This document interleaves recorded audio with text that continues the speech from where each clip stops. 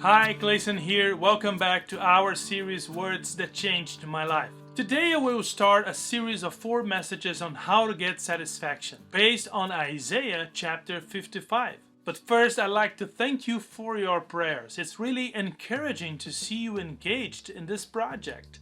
Also, thanks a lot for subscribing to our channel. It's good to know that you are receiving notifications for the upcoming videos. A very famous song from the 60s became the anthem of an entire generation. I try and I try and I try, but I can get no satisfaction. We know why Mr. Jagger and the Stones couldn't get satisfaction, right? Because it happens with everyone. We live in a challenging and troubled world. We fight every day only to reach to the same conclusion. We are always trying and trying and trying, but we can't get any satisfaction. Actually, we will never find satisfaction ourselves, at least not until we decide to learn where and how and when to seek it. And that is why Isaiah chapter 55. Come, all you who are thirsty, come to the waters, and you who have no money, come, buy and eat. Come, buy wine and milk without money and without cost. Why spend money on what is not bread, and your labor on what does not satisfy? Listen to me, and eat what is good, and you will delight in the richest of fare. Give ear and come to me. Listen, that you may live. I will make an everlasting covenant with you, my faithful love promised to David. Seek the Lord while he may be found. Call on him while he is near. Let the wicked forsake their ways, and the unrighteous their thoughts. Let them turn to the Lord, and he will have mercy on them, and to our God, for he will freely pardon. Okay, it's a beautiful text, and here's some historical background. Isaiah wrote chapters 40 to 55 during the Babylon exile. It's a message of hope for those who are now coming back to their land.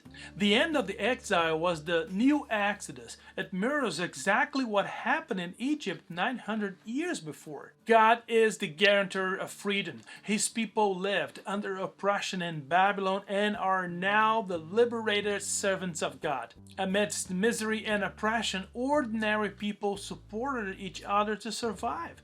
Coexistence and solidarity brought forth the mercy and tenderness of God, who never abandons his people. But here comes a new historical fact. Cyrus, king of Persia, defeats Babylon. Israel is free to return home. The oppressed community sees the mighty hand of God guiding history and begins to dream again. But how would they organize the new society, right? Well, the experience of the exile focused the conscience of leadership on justice and solidarity. From there came a life project, rebuild Jerusalem with a new social order. Isaiah's words are precisely what the people needed to hear. This happened a long time ago, I know.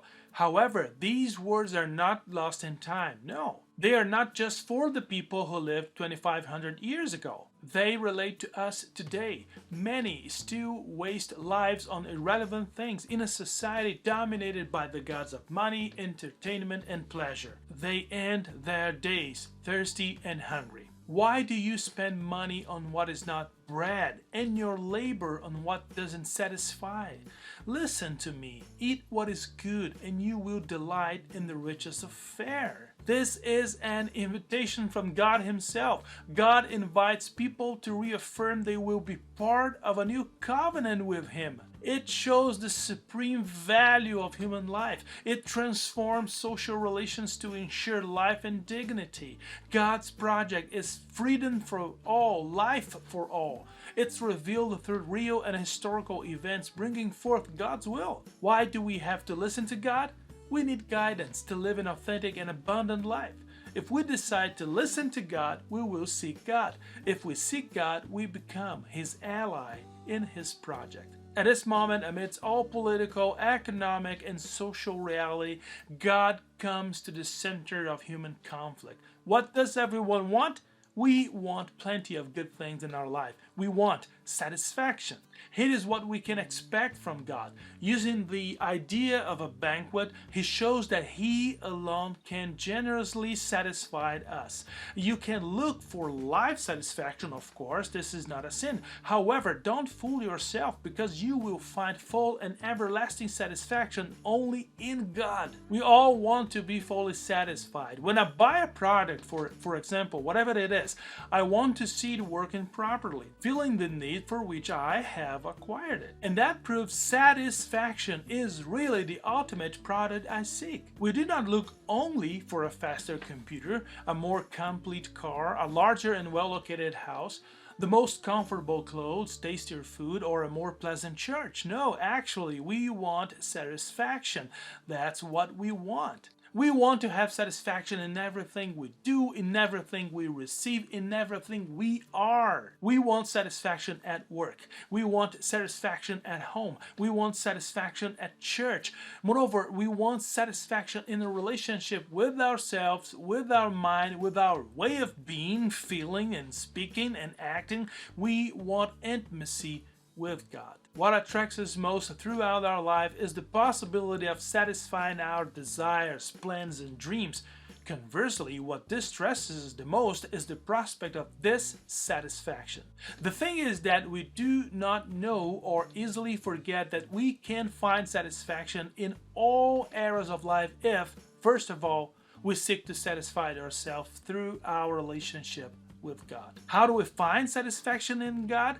How do I become fully satisfied through a relationship with God? What does it mean to be satisfied in God? Well, according to Isaiah's words, many decided to remain in Babylon after Israel had been released from exile. And this is understandable to some extent. They had built a home, raised a family, and become accustomed to Babylon's traditions. However, this was ultimately a rejection of God and His plan for His people, because they were saying that they wanted to walk without God's direction.